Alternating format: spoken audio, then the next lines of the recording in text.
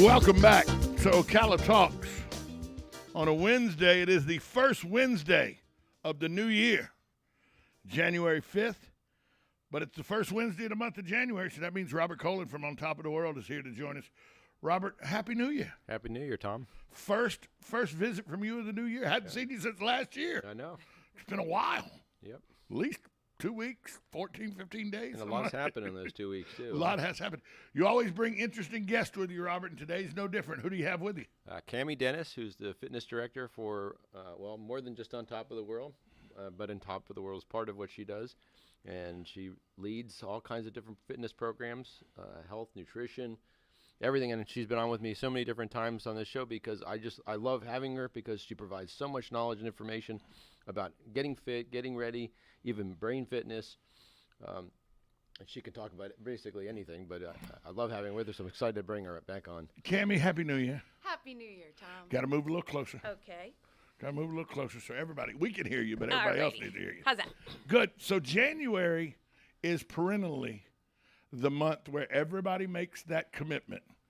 This is the year I'm going to get healthy. This is the year I'm going to get my cardiovascular in better shape.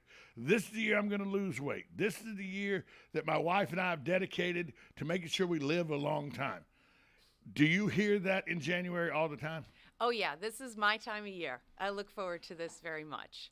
And I try to help shape people's mindsets so that they don't stay on that perpetual downward, start something, fall off the wagon, and then lose confidence. Yeah, because people always make resolutions, and I'm not a resolution guy because I don't want to lie to myself. I'm a golfer. If you lie to yourself on the golf course, that's not a good thing. So I try not to lie to myself. So I don't set goals on January 1. This is going to be the year that I'm finally going to get into shape. This is the year that the commitment's there because life has a funny way of getting in the way of those kind of commitments. Yeah, and I mean, I love that everybody is looking for that kind of reinvigorated opportunity. Okay, I can start fresh. So it's a great time to address these things. I mean, all year long in my role, I have the opportunity to influence people's lives to improve health. But now people are leaning in a little closer. They're listening a little better. And so I really capitalize on that opportunity. And basically, there's two big reasons why people set a resolution and they fail. And the first one is they set out to make a change that's too big. And the second thing is they didn't really believe that they could do it in the first place. You know, I lost 65 pounds 3 years ago. And I did it. I had no idea I could do it. I thought I was well past being able to do that. But I had a heart issue. And so it forced me into doing something.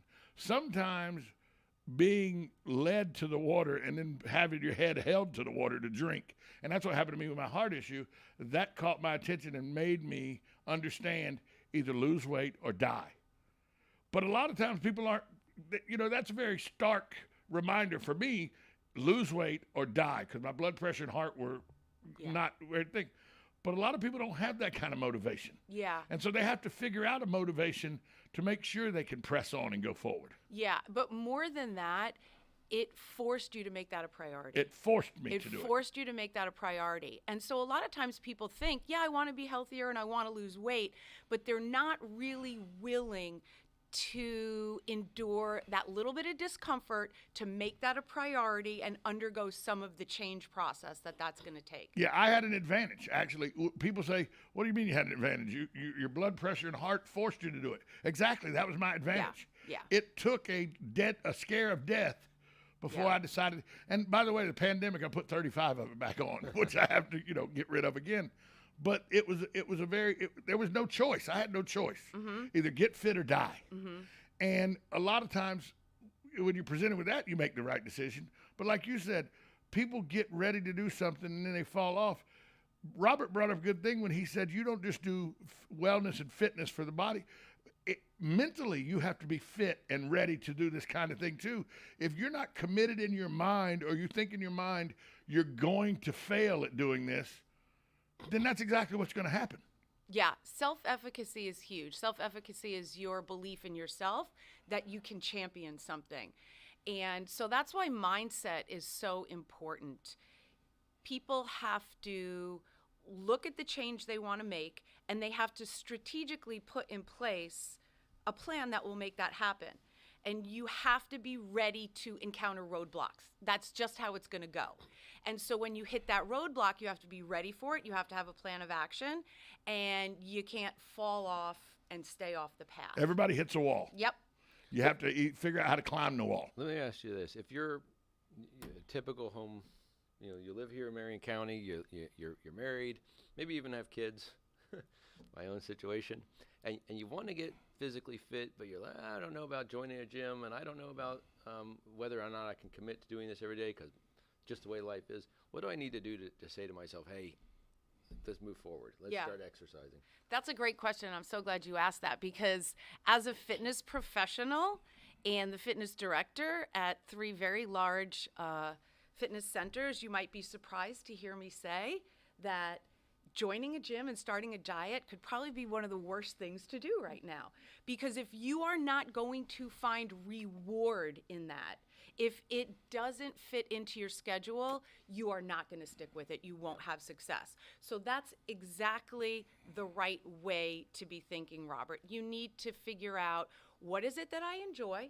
What is going to work in my schedule? And that's what's going to help provide that stick to it, Walking is a great exercise. So essentially for fitness, you need to accommodate a couple things. You mentioned earlier, Tom, cardiovascular fitness. So you want your heart and your lungs to be healthy. If you can't breathe, you can't work out. Yeah, so heart health, all of that. You need to maintain strength, especially for aging adults, older adults. That's a critical component of our fitness, is strength training. So you want cardiovascular fitness, strength fitness, healthy, strong muscles and bones, and you want to maintain flexibility. You want to be able to bend down and reach. So those are sort of the 3 sides of a fitness triangle, and there's easy ways to figure out how to do that. Walking, you mentioned, get the kids, go for a walk. Make nutrition a family event. Get people to buy into what's the menu planning and preparing that. You've got to find reward in what you're doing. The human body and brain is wired for comfort. And if we are not feeding that comfort, you'll rebel. And that's exactly why diets don't work, and joining a gym won't work if you don't make the right connections. You bring up something that I think is skipped a lot by adults in 55 and older, is strength training. Because you think you walk, oh, well, I'm in good shape, my heart's in good shape, I'm walking everything. But strength training, and then the lack of knowing how to strength train properly, because I played college football. I played football from the time I was 6 years old till I was 26. I know how to work out. I know how to get strong. For a guy that's 25, 26, I have no idea. I know that I can't lay under 315 pounds and try to work out with it. I know it's probably not smart for me to lay under 225 pounds with the arthritis in my elbows and the arthritis in my shoulders and try to work out. So a guy like me who grew up working out, grew up being strong, I find myself now having weak moments where my arms shake and everything. And I think to myself, how do I get strong again? Because the only way I knew to get strong would work for a 20-year-old, but it's not going to work for a guy 55, 60 years old. Yeah, but exercise is relative, so you still need to put your body under that same kind of stress. Exercise is stress. You put the body under stress, and it responds to that stress by getting stronger. So older adults absolutely 100% need to strength train, and you can gain muscle your entire life. So there's great scientific studies out there, 90-year-old men increasing not only their muscle strength, but the size of their muscle. That's huge. You can grow muscle mass your entire life. And it's critical to being able to function well, stay engaged in life, prevent falls. Really, really important. And recover from falls too, right? I mean, yes. Huge. You can prevent the fall if you keep that muscle fiber strong. And flexibility. Flexibility is huge with that too. Yes, but there's a reaction. So you need the muscle to be able to react quickly to prevent falling and save yourself from a fall. And then if you do fall to the ground, you got the strength to get back up. Right. And probably your bones are much more protected because they're stronger That's too. the biggest fear I have, is because here recently with the ailments, but the last 9 months have not been good for me. My health has been an issue for the last 9 months. And I worry because I'm clumsy already. Mm-hmm. And I literally have serious problems with, even though considered back in the day to be very strong, I don't feel that I'm strong enough now that if I fell and hurt myself or hit my head or hurt my arm or something, that I'd be able to get myself up. Yeah, and they go. And that's a worry to me. Yeah, you're absolutely right. The more likely the risk of your falling, the higher likelihood of being injured as well. They go hand in hand. And so older adults are very aware of that. A third of people over the age of 65 are going to fall. And if you fall once, you're likely to fall again. About 75% chance you're going to fall again within the year. So they're very aware of that. There's some pretty catastrophic consequences that come from falls. So they want to do everything to prevent that, and staying strong is the best thing. You know, you make a very good point, though, when you brought up a 90-year-old man can still increase muscle mass and everything. I read a great story last week. A woman set a world sprint record. She ran a 100-yard dash in 1 minute and 1 second. That sounds astronomically slow, except she was 106. Yeah. She had 103. She ran it in 39 seconds. I wonder if that was a world record. It was. Yeah. At 103, she set the world record by running it in 39 seconds. Wow. Yeah. And she didn't even take up running till she was 90 I love it. because she couldn't ride her bicycle anymore. Her daughter was like, "Yeah, get off your bicycle." So she took up running, and she goes, "When I started running, I realized that I was not as strong as I thought I was." So she also incorporated, she carried 1 pound weights in her arms. And as she was walking and running, she would swing her arms. And she said just that strength training in her arms, with that, helped her with her confidence and everything. So when she runs at 105, even though it takes a minute and there's people on her side and everything to catch her, she says she always feels embarrassed that they're there because she never feels like she's going to fall. Yeah. And if she did fall, she feels like she'd be fine. So, Cammie, you were talking about being comfortable. And one of the places at the ranch, we have the indoor spa, it's like a swimming pool, but it's a 90-something It's degrees. a warm water pool. So a warm water pool that, anybody can go into, especially in the winter, and you feel great in there. But how do you strength train in a warm water pool? Well, just being in water in and of itself provides a certain level of strength training because you have to move through the water. There's resistance. Yeah, because of the resistance of the water. So walking in the water is a great way to train for a little bit of strength training in the core and the lower body, and it's good cardiovascular activity. It's really wonderful for anybody that has kind of joint issues. So if you're overweight, if you've had knee replacements, anything, right? Because water lifts you up, it's buoyant, so it decreases what you really weigh on land by about 50%. I cannot run. Yeah. I can walk, and when I walk, when I was doing those weight loss program, I was walking 4 miles a day. Jeremy Gant twice. I was walking 4 miles a day and everything, and my knees would ache afterwards. They hurt so bad. Yeah. I cannot run. I cannot take the concussion of running. Right. But I've been in numerous aerobic workout things in pools where you've had group when I would go to different vacation spots and everything, and they'd say, "Hey, there's something going on in the pool," and I get in the pool and run all day in the pool. Jogging in the Yeah, water. jog in the pool, and it doesn't hurt my knees. Yeah. People think you can't run anymore. You can't do stuff like that. You can run. You just may not be able to run on asphalt or hard surfaces, but you can still run. Yeah. Yeah, it definitely diminishes the impact in water because, like I said, the water is buoyant. So you can do those kind of activities in the water. It minimizes joint stress tremendously. Is any one more important than the other, or is cardiovascular and strength training and you said it was the triangle? Are they pretty much, is that all equal angles on the triangle? They really are. Think about it as cardiovascular fitness as being able to ward off disease, and strength training as being able to stay functional, independent, and really engaged in life. So they really go hand in hand. And flexibility is all part of that. Flexibility is all part of that. Yeah. And flexibility, the older you get, the more flexibility becomes something you have to keep up with. Well, it really has more to do with how sedentary you are. If you stay active, like that story you just told us about the 100-year-old 105 woman. years old. Okay, I love those stories. They're tremendously inspiring. But let me tell you something. That is how the human body was designed to age. We look at those people as outliers. Aren't they fantastic? Well, because we get caught up in what is common as being normal, and that's not right. What's common in this country is overweight, heart disease, diabetes. Just because that's common doesn't mean it's normal. that woman aged well because she lived well, because she of the didn't make it that age lifestyle without- choices she made.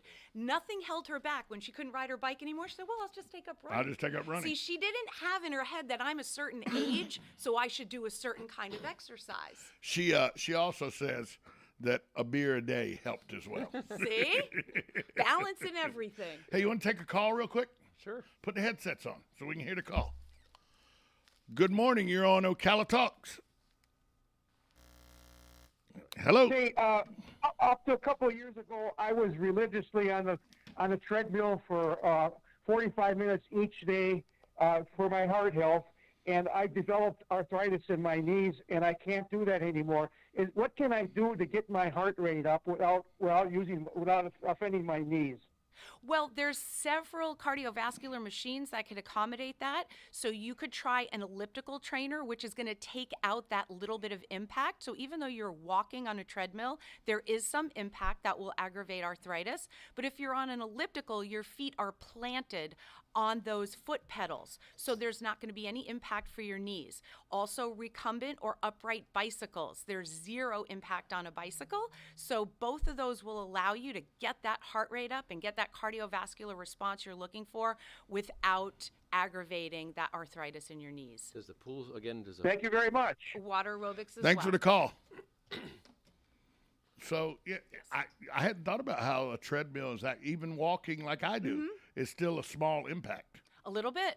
which is probably why my knees ache after walking Yeah. 4 miles. Well, you need to come try our treadmills at the ranch because we have very high-tech treadmills with this honeycomb technology. And it has super shock absorbing decks. Kind of like the on our purple, treadmills. kind of like the purple mattress, where you can drop the egg and it won't break and everything. Yeah. Sort of like that. So we keep talking about the ranch. Tell people what the ranch is, because some people may not know what we're referring to.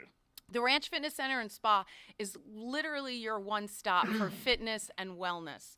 We have a beautiful fitness center, very well-established fitness floor, state-of-the-art equipment, Nautilus One strength training, lots of free weights. We have 3 rooms dedicated to our group fitness programming. So we have spinning, TRX, barbell classes. We have water aerobics, yoga, Zumba, all of those trending programs. And then in addition to that, after you've gotten in your workouts, you can go visit our spa to take care of stress, relaxation. We have massage therapists, hairstylists, nail techs. I can do all that by walking All to of Shalom that. Park too. You could. You could. is there a sauna there as well? We have a steam room and a sauna. Okay, wow. Both a steam room and a sauna. And it is open. This is not just for On Top of the World residents. It's It open to is anybody in Marion not County. just for On Top of the World residents. And in addition, I have some other New Year's resources for people that are open to the public. I'll be doing a talk at Shalom Park's LEAF series, LEAF, and that is Learn, Explore, Appreciate, and Focus. And we've got a program on January 21st, which is a Friday at 10:30, and it's called New You in 2022. Why you always do this to me, Robert? It's 10:30. Yeah. I'm on the radio. I can't come to these things. This is exactly what I need. Robert, you have to come host the show that day. I'll have to. You'll have to host the show. He could That's why I say. can't come to any of the classes, because they're all when I'm on the radio. So, Robert, you'll actually have to take over the radio show, Robert. Well, I'm not We sure. have evening classes as well, Tom. But because it's a one-stop shop, it allows you to be healthy and pretty. A lot of women get pretty. Men, believe me, if you've never had a pedicure, men, you don't know what you're missing. I'm just telling you that right up front. Once you have your first pedicure, you'll be going back every 4 to 6 weeks. Trust me on this. Yeah. But you can get all of that done right there. Right there. So the Ranch Fitness is located on Southwest 80th Avenue, about 3 miles north of 200. Yeah, I would say that. 3.5 miles. It's very close to Shalom Park. It's walking distance to Shalom Park. So if you want to, you can go to Shalom Park, exercise, walk around, go to the gym there as well. Do a You little have steam room. That's a what little- my husband does. He walks at Shalom Park and then he goes to the ranch and does his strength training on the machines there. Yeah, and now at the ranch is their band workouts and everything, strength bands. You know, Every type of strength training modality, we have it. yeah. Because I see all these people. I watch TikTok videos and all, and I see Uh-huh. that the workout has changed where they're doing these resistance bands Yeah, and everything. resistance bands are big right now. And I think well, if my 300 pounds got in that resistance band and let go, I'd be all twisted up like a rubber band swinging upside down from the ceiling. It wouldn't be good for me. But it looks like a lot of people get some good functionality out of the band. The rubber resistance resistance is very different than weighted resistance, because weighted resistance works with gravity, but rubber resistance is different. So you don't have to factor gravity into that process. At the ranch, are there people that can help get you going in the right direction if you're an arthritic person or if you have ailment? Because, like, I have no idea how to work out anymore, truthfully, because my shoulders and my knees and my arthritis in my wrists will not allow me to, get a weight bar, put 3 45-pound discs on each side and work out. Even if I could pick that up, arthritis would not allow me to pick that up anymore. Yeah. So are there staff members there that can help me come up with a way that works for me without causing me a bunch of pain? Yes, all of our trainers and group fitness instructors specialize with the active aging population, so they have a lot of knowledge and experience to deal with that. And interestingly enough, you're so honest to admit, the people that get hurt are typically the ones that were the athletes in their younger years. Because we don't know what we're doing. And try to replicate that. But people that were not active or regular exercisers come in with a little bit more guard, and they're a little bit more open to learning. So usually but you're smart to realize that. Yeah, I would tear something right away. Yeah. A rotator cuff. I would tear something bad if I tried to come work out the way I used to. What would you do if you went to work out? What would be the first thing? Would you get on a... No, the first thing I would do was go find a staff member and say, hey, I have no idea what I'm doing. That's the first thing I would do. I mean, I know how to work on a treadmill. I know how to do cardiovascular. Right. Just get your heart rate up. You do different times. You get your heart rate to 140, and then you do you're walking on the treadmill, and then you do the incline a little faster, so you get up to 160. You do that for a couple minutes, and you bring it back down to 140. You take it back up to 160. I understand how to do cardiovascular and everything. What I don't understand is strength training, because I only know one way to strength train. Right. And that ain't working for a fat guy at 55 with arthritis. Right. He doesn't want to be pushing 300 pounds. He should be doing, how much should he be lifting? That really depends. There's no set formula based on your age, right? It's what you're capable of doing. Right. So our trainers would put you through some type of an assessment to evaluate what kind of weights you should be using in that training. But should his goal be to get up to 300 pounds, or should it be like going to 120 and just doing a lot of repetitions? Okay, so we're not going to quantify what that is. This is how you determine that. When you're strength training, you need to get that muscle to a place of what we call fatigue within a certain amount of repetitions. Right. So Okay. he gets that. I understand all that. Yeah. But how to get it to that fatigue The form, without the movement, technique. without tearing up my rotator cuffs, Yeah. without snapping a hamstring, stuff Yeah. like that. Because I can't lay on a leg lift machine anymore and put 600 pounds on there and do leg lifts. Yeah. I just can't do it. I No, know I can't do it. I know. It looks like my legs could do it, but they can't. So You hit on the real secret, and that is finding the right connection to make yourself successful. Earlier I said it might surprise you for me to say joining a gym might be the worst thing at this time of year, but it can also profoundly change your life if you check the right boxes, and that is get with the right trainer. Find a program that not only do you enjoy, but you're finding success in. That is going to keep you coming back. That's what we do. I can see a 12 or 15 part Tom working out at the ranch and talking about it on the radio. I can see that happening. Yeah, let's make that happen. I can see that happening. Hey, Cal, can they find out more information about the ranch? Got about 20 seconds.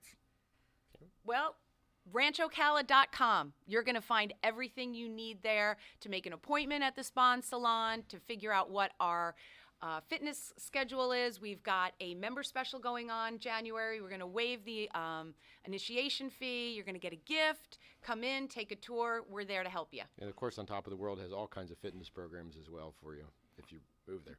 Perfect. And not once did I get to ask about the natatorium. Gosh darn it.